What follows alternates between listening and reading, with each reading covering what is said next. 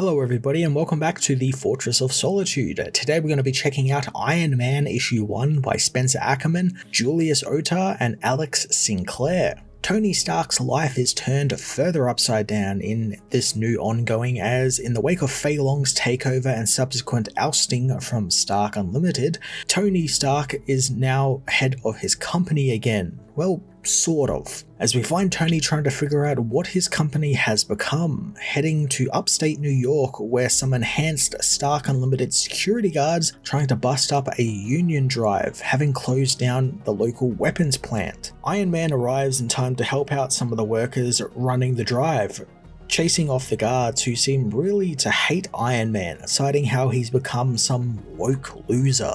Ackerman sets the tone for his book pretty quickly here, and it's a very cool one. He's poking fun at all those shitty dude bro DEI Gamergate losers who think that because you stand up for minorities or have a powerful woman in your life, both things of which Tony has been doing a lot of recently, that you are somehow weak. Pitting Iron Man against these type of men is really funny since, Tony in his younger days would have been like these guys, and because of that history, he knows how to deal with these type of people, and that is to just not acknowledge their taunts or jokes or anything like that. He just doesn't give them any ammo to fire back with, and I really find it satisfying seeing him just not acknowledge their existence really at all. With the guards run off, Tony meets with Ramon Vicente, the man organizing the drive, and learns that they are actually there to protest Tony taking back the company, since he wants to stop them building weapons again, because if they stop, Ramon and his people are out of a stable job, something which is very hard to come by these days. I really like how Ackerman doesn't shy away from how disconnected from the everyman or the everyday guy that Tony is, since he doesn't even know what new thing these guys could be building instead of weapons, and just kind of shoots out the word semiconductor, knowing that people want to actually build them in the US now, and we'll move on to that, and he just has no idea what these people actually want, and there's this huge disconnect, and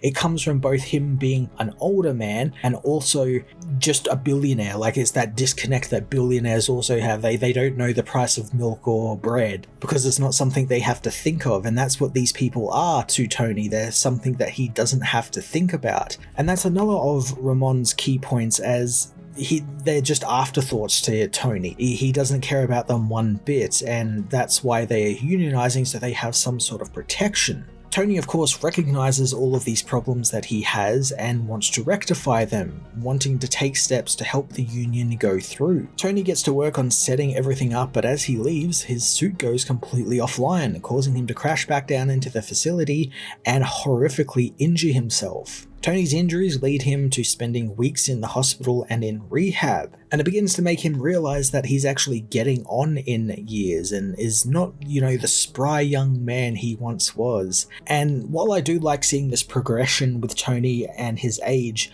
I do get a little bit of whiplash here, since I'm reminded of the last series where he wasn't a young man in that, but he was definitely young-ish, and he was, the playboy, and now suddenly he's this kind of washed-up hobo in his very late 40s or mid-50s. So that kind of took me out of it just a little bit, but not enough to kind of ruin the pacing of the book for me. Tony's rehab leads him to question why his armor fell out of the sky, since everything about it worked perfectly, and to stop further problems, he decides to give every armor he's ever made and that is connected to the Stark servers a security upgrade. I think it's cool that there is even a brief mention of the neural interface that he had going for a little while there, and maybe he should bring that back since it would help. But then Tony also kind of realizes, and this is a little bit of Ackerman building off of the stuff that Chris Cantwell did in his run, that the side effects that Tony went through with that were really terrible. He got addicted to pills, he became an alcoholic again, so it's not really worth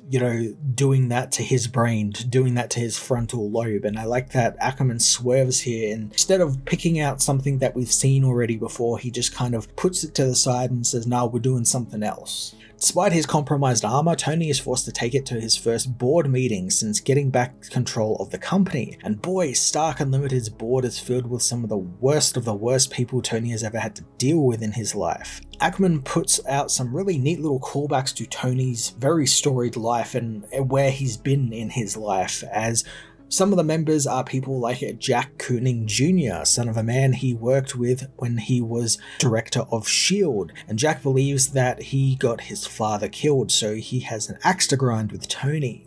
The next member is obviously Melinda May, who people might know from the Agents of S.H.I.E.L.D. TV series, but in the comics is a little bit different and is a real Agent of S.H.I.E.L.D. bootlicker and someone, again, that Tony doesn't particularly gel with. Tony tries his best to pitch the pivot away from the weapons manufacturing that he wants Stark Unlimited to take, revealing Stark Booking, an online betting app that will allow people to gamble on superhero fights.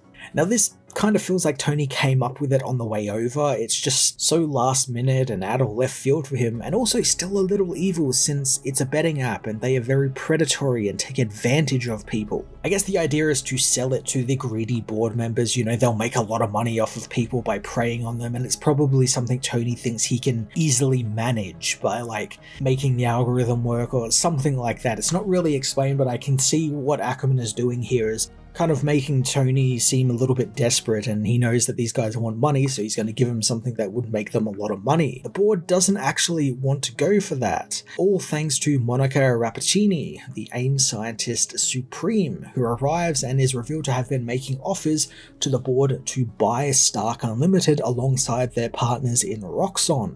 Basically, all of Tony's corporate enemies want his company and want to just basically cannibalize it for its parts. Tony being put on the back foot is my favorite type of Tony. It happens all the time, but it's just something I really like, and it allows the writer to get creative with how they go about responding to the situation. Like, this isn't something that Tony can just throw money at or blast with repulsors. He's got to use his intellect to get ahead of these villains. Tony doesn't take this hostile takeover well and takes his frustrations out on his lab, mulling over the problem while he figures out no matter what he does, whether he sides with them or just goes against them, he's just going to be ousted from the company and someone from Roxxon is probably going to take over.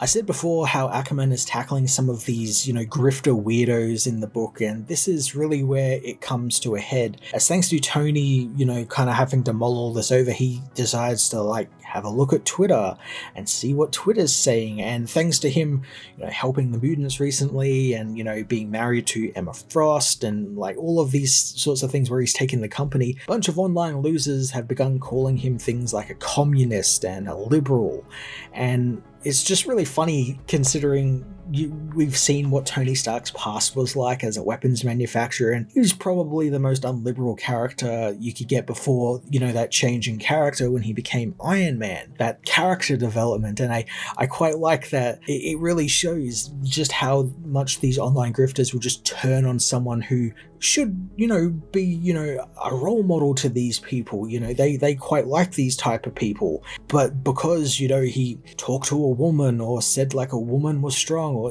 something like that, they immediately hate him. And because it's, popular to hate on him, they're making money off of him. They're doing that online grift, and I quite like seeing that represented here. And then again, Tony just completely deflates them, asking them who they are and what have they ever done, and just completely not giving them anything to go off of. Some of these people obviously as well get pretty violent, and it's stuff we've seen in real life as well, where people would take, online, debate or, calling people names to the next level. And that's what happens here with Tony as he gets into an argument with some people shilling their shitty supplement hashtags, the usual stuff you see with these people. And these guys end up firebombing a laundromat, thinking that Tony is inside since they traced the hero's Twitter location and got it wrong because the geolocation wasn't right. And Tony responds to this fire and is attacked by Tiger Shark and Flying Tiger, two members of the Masters of Evil, and the two people who are actually taunting Tony on Twitter, because these villains have nothing better to do because they're no-name villains. No one remembers these characters. Tony, of course, is able to take down the villains pretty easily, even with his injuries, which begin to take a toll on him a little bit, and he finds out that they are recording this entire interaction for their boss, who sent them after Tony. Now, thanks to Flying Tiger letting slip about magic, Tony figures out that nothing technological affected his armor. was all magic. And to combat this, he decides to break out his Mysterium Iron Man armor that Emma Frost made him, heading to a storage facility where the armor is being held. Before he can put it together though, Tony walks into a trap that was set for him there, having to fight the goons he fought at the beginning of the book at the Stark weapons plant. So all of that is quite a lot to take in, and I like how Ackerman is getting it all out in this first issue. This isn't some strung out mystery where he's going to take, 4 or 5 issues to find out what happened to his armor, who was behind this, all of that sort of stuff. It's all being laid out in this first issue so we can get right into the action come issue 2. And I really appreciate that, especially since recently we've seen stories which have been lagging a little bit in the middle, like case in point, the recent Supergirl backups in Action Comics have just been kind of dragging things out when they don't need to, and I feel it's just to sort of pad things out for the book and everything, and I'm glad that's not happening here at all. This is all meat, and there's very little fat or bone on this. So after defeating the goons, Tony discovers that their master is Justine Hammer, who was last seen being killed by Zeke Stane back in Matt Fraction's Invincible Iron Man book from 2012, I believe, so it's been about 10 years since we last saw these characters. As it turns out, Roxxon brought her back from the dead in order to close the Stark Unlimited buyout, figuring that Hammer should be able to take down a Stark. We also learn that she's kind of been behind everything in this issue. She deliberately closed the weapons plant so Tony would respond to it, and she also sent the 2 villains after Tony to sort of rattle him a little bit since she knew he was injured. Justine's plans worked perfectly as she got a hold of the Mysterium armor as she used all of these distractions to get into Tony's warehouses and raid his armories, and she has repurposed the Mysterium armor into a new Ironmonger armor. This new Ironmonger design is done by Julius Ota, and man, I just love it. The proportions of it really stick out to me. I love the huge big main body with the big arms and the small legs, the cables coming off of the back that look like porcupine spikes. It's really cool looking design, very alien in its design, yet still adheres to certain Iron Man armor design briefs. You got like the chest arc reactor, the familiar looking face. It's a very cool design, and I like that it's a nice contrast to Tony's sleek armor design.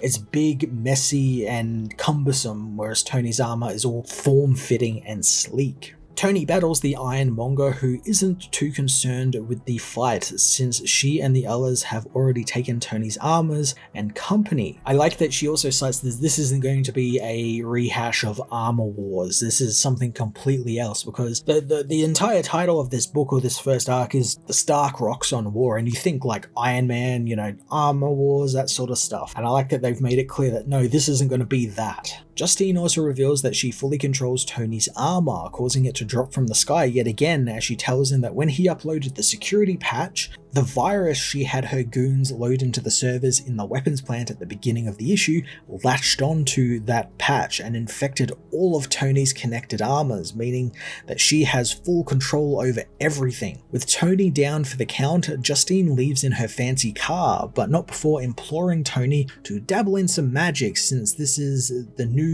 generation and they're using magic in business, which is really quite an interesting thing to think about, since when you do think about it, you've got people like AIM and Roxxon and all of these companies in the Marvel Universe, and they all have some form of magic in, their leader or, somewhere in their business structure, except for Stark Unlimited. It's really interesting, and it makes me wonder, is Tony going to start tapping into magic now? Justine also reveals that an old Avenger ally of Tony's is working with them, and I don't exactly know who that could actually be. I'm very intrigued to find out who she might mean with that. It could be a wealth of characters that Tony has had in an interaction over the years, and I'm looking forward to seeing what Ackerman has in store for us there, since he's already hooked me in with this great setup of Tony's new status quo and like what happens now, and everything that happens now will be new, since right now we've kind of had to take the character from where he was at the end of that Invincible Iron Man run and in the end of the Krakoa era stuff into this new territory, and now we have. So where do we go? And it's just when you think he's about to dive into some familiar territory that has been covered already, Ackerman veers off into some interesting new avenue. It reads a lot like someone who has been reading the same Iron Man comics that me and many others have been reading over the recent years and doesn't want to do the same thing again, since let's be honest, while the last couple of runs have been really cool, there was definitely a lot of common ground covered between them. You know, Tony loses his money, company, his armors, he fights familiar bad guys, he gets addicted again on something, you know, something would happen in his life that shifts the status quo, and there's common ground here in some of those aspects, but it's going in some really interesting ways and building off those last couple of runs, especially the X-Men related stuff, not just kind of hitting the reset button and vaguely talking about them. This is like a direct follow-up from all of that stuff. Thanks to Tony's armor failing him again, he decides enough is enough and he's neglected his company and legacy for too long. So he gets back to work and builds himself a brand new armor, which we don't actually get to see in this issue, but we've seen like on the cover and seen art of it, so it's a very clockworky, steampunky type of armor that works on simple machinery, kind of harkening back to his original set of armors. Iron Man issue 1 was a damn good beginning to Tony Stark's next adventure, embracing Tony's age as a key factor in the story, while diving into some current culture war stuff and how Iron Man can factor into it. Spencer Ackerman's Tony feels refreshing, yet builds on a lot of the more recent takes on the character, and coupled with some really fun villains making a return, as well as some new cool takes on villains like the Ironmonger, I'm really looking forward to seeing what he has in store for us across this first Stark Roxxon war arc. I'm going to give this issue a 9 out of 10.